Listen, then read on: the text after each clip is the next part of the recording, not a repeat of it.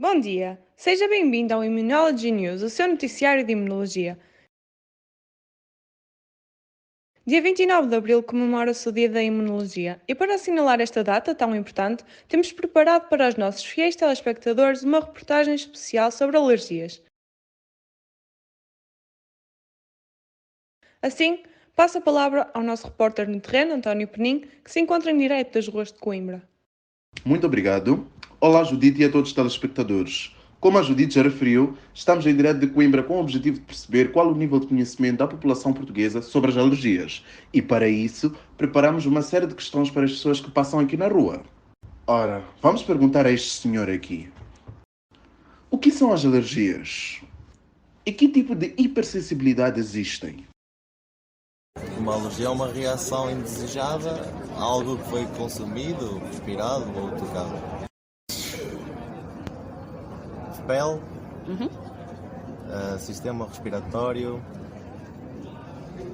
capilar, acredito, não sei. Esta foi um pouco ao caso.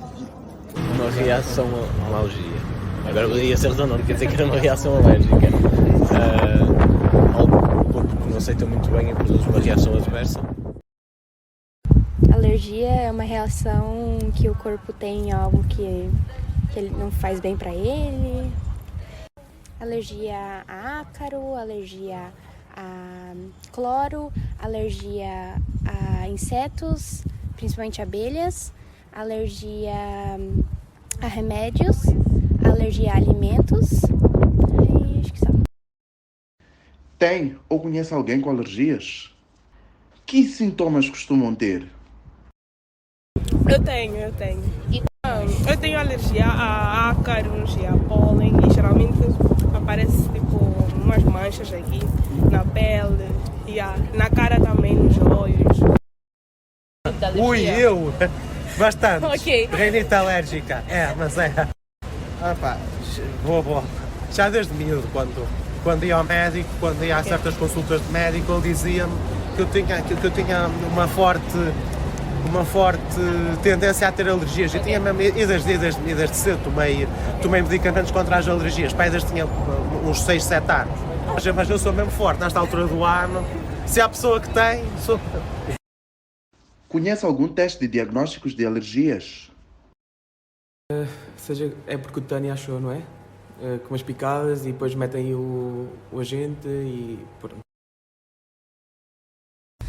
Sei que existem os testes onde se pica na pele com algum alergénico, suposto, e depois vê se a reação passar algum tempo. Acha que há uma predisposição para alergias em certas pessoas? Eu acho que sim. Aliás, porque eu sou uma das pessoas, sou um caso de estudo, porque eu tenho asma. E normalmente as pessoas que eu conheço, no meu caso, problemas respiratórios, qualquer pessoa que tenha um problema respiratório com asma, a alergia é sempre um fator de impacto grande e por isso eu acho que sim, acho que tem relevo nisso. Sim, alguma predisposição genética, penso. O que é um choque anafilático? Quais são os seus principais sintomas?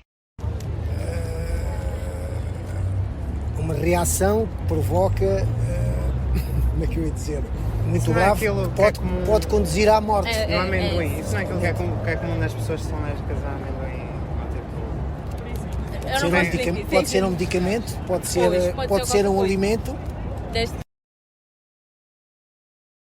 Choque anafilático, eu diria que é algo iria haver edema das vias respiratórias, né? Dificuldade em respirar, havia uma pessoa em situação de pânico também. O que faria se alguém ao seu lado estivesse a ter um choque anafilático? Depende do estado em que ele se apresenta. Pois. Podemos fazer, se ele estiver a entrar em edema da glote, podemos fazer uma uma cricoidectomia.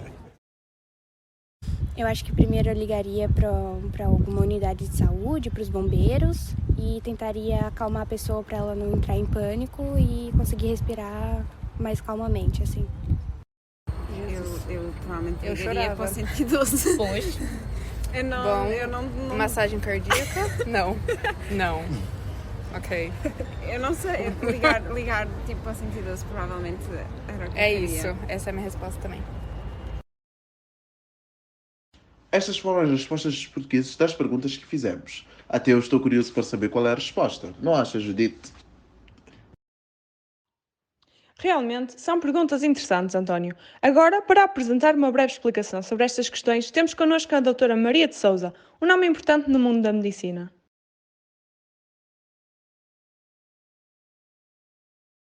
E desde já, um obrigado por me convidarem para participar nesta reportagem que comemora o Dia da Imunologia e falar deste tema tão importante que muitas vezes é pouco valorizado. Mas sem mais rodeios, vamos passar à explicação.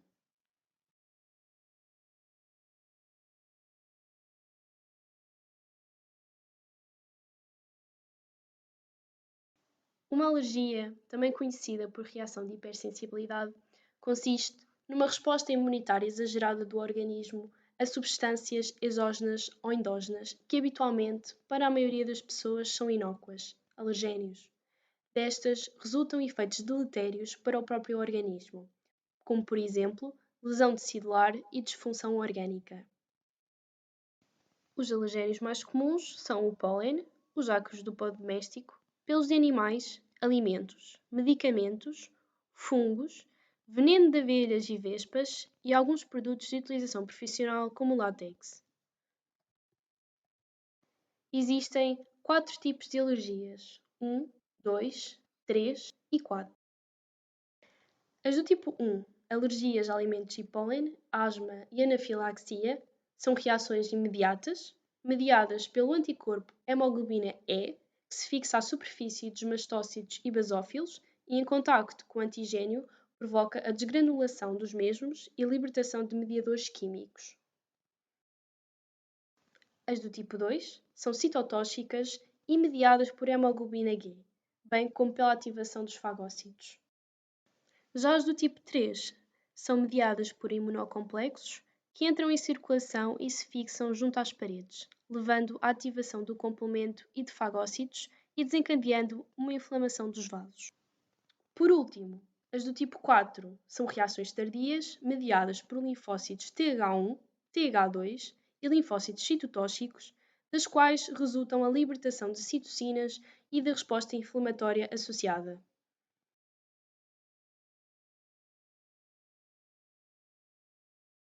O sistema imunitário, na maioria dos casos, responde produzindo uma grande quantidade de anticorpos chamados hemoglobina E, típico da hipersensibilidade tipo 1.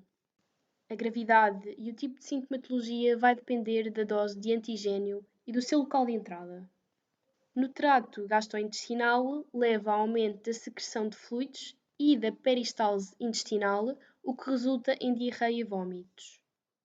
Ao nível dos olhos, nariz e vias aéreas, há uma diminuição do diâmetro das vias e aumento da secreção do muco, o que leva à congestão e bloqueio das vias aéreas, com tosse, espirros e catarro. Também pode causar vermelhidão e ardor ocular, conjuntivite e rinite. Na corrente sanguínea, aumenta o fluxo sanguíneo, que tem como consequência o extravasar do sangue capilar, eritema, e aumento do fluido nos tecidos, edema, e leva também à vasodilatação periférica e aumento da permeabilidade vascular, responsáveis pela hipotensão e hipovolemia. Concluindo, a secreção de citocinas e outros mediadores pós-inflamatórios pelos mastócitos provoca a quimiotaxia de eosinófilos e neutrófilos, o que leva à inflamação e dano tecidular.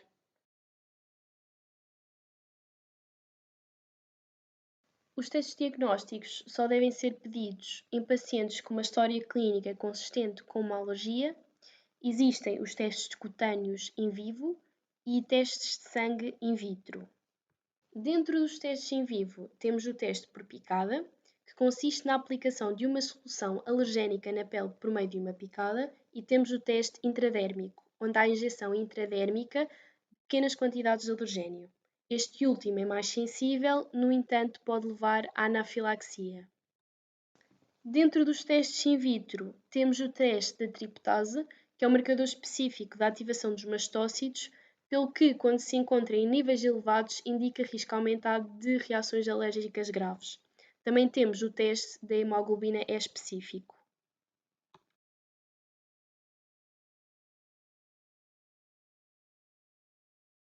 O risco de desenvolver uma alergia pode estar associado a fatores ambientais e genéticos. Cerca de 40% da população apresenta uma produção exagerada de hemoglobina E em resposta a alergénios ambientais comuns, tendo isto uma base familiar bastante forte. Portanto, se ambos os pais forem atópicos, os filhos têm de 40% a 60% de probabilidade de desenvolver alergia. No entanto, o risco de uma criança sem pais atópicos é muito mais baixo, aproximadamente 10%. Apesar disto, o indivíduo tem que se expor aos fatores que originam a alergia para ficar doente.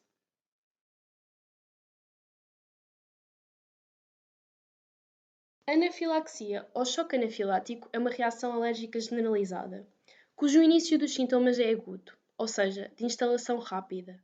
Esta reação, contrariamente ao que acontece nas outras doenças alérgicas, pode provocar consequências multissistémicas potencialmente fatais.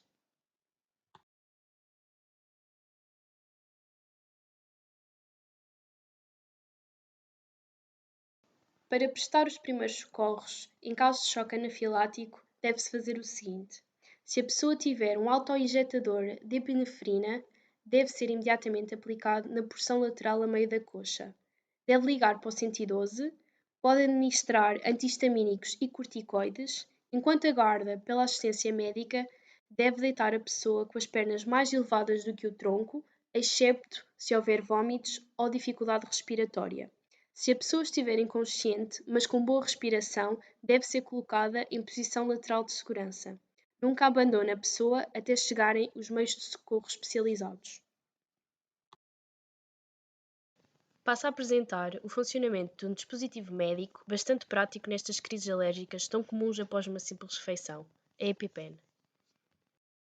É um dispositivo de injeção automática descartável que é pré-cheio com uma dose de adrenalina que só pode ser utilizado uma vez.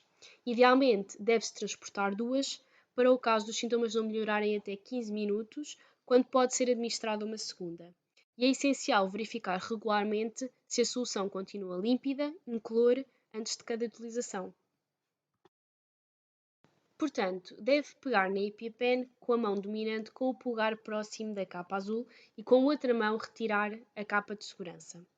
Posicionar a ponta laranja na direção da parte externa da coxa a uma distância de 10 cm e encostar a EpiPen firmemente contra a coxa no ângulo reto. E após ouvir um clique, manter nessa posição durante 5 segundos. Finalmente, remover a EpiPen, a ponta laranja distende-se e cobre a agulha e massajar a área injetada durante 10 segundos. De seguida, deve sempre procurar a ajuda médica. Obrigada, doutora Maria de Sousa, pela explicação. Acho que tanto eu como os telespectadores ficaram mais esclarecidos acerca das alergias, um tema muito importante e que está relacionado com o dia-a-dia de muitas pessoas. Infelizmente, isto é tudo por hoje. Muito obrigada a todos que nos acompanharam e uma boa continuação.